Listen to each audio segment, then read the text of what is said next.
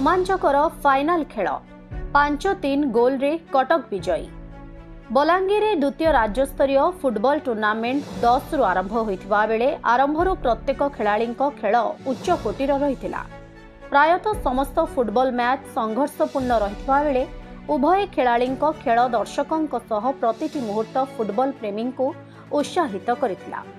तासह प्रतिदिन फुटबॉल क्रीड़ा प्रेमी मध्य भिड़ जमिबारे लागिथिला। जहाँ ग्रुप ए रु दोस्ती ब्रदर्स सुंदरगढ़ दल फाइनाल को उत्तीर्ण होइथिबा बेले ग्रुप बी रु यंग उत्कल क्लब कटक दल फाइनाल रे प्रवेश करिथिला। जेउथरे कटक बनाम सुंदरगढ़ फुटबॉल खेल रोमांचकर खेल उभय खेलाड़ी प्रदर्शन करथिले।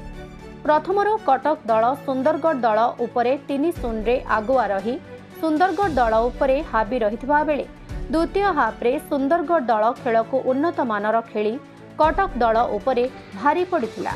जहाँ द्वितीय हाफ रे परस्पर 3-3 गोल रे रही रोमांचकर स्थिति रहिथिला।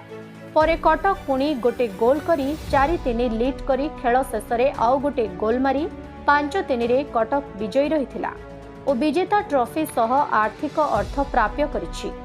सेहिपरि ट्रॉफी सह सुंदरगढ़ दल उपविजेता भावे आर्थिक राशि पाइथिले।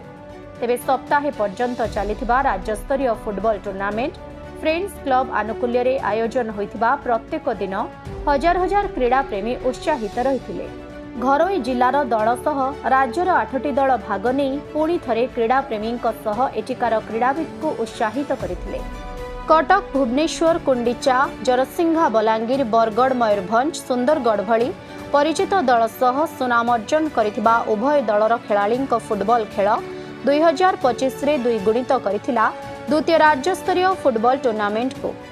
आजिर फाइनाल खेल रे फ्रेंड्स क्लब बलांगीर सभापति लोटस षडंगी संपादक जगन्नाथ मिश्र कोषाध्यक्ष रंजित बेहरा सह मुख्य अतिथि भावे गोपाल जी पाणिग्राही सम्मानित अतिथि भावे आरक्षी अधीक्षक ऋषिकेश टी खिलाड़ी रही खेल खेलाड़ी को नहीं निज निज मत व्यक्त करथिले और खेल शेष रे विजेता उपविजेता दल को ट्रॉफी सह पुरस्कृत करथिले।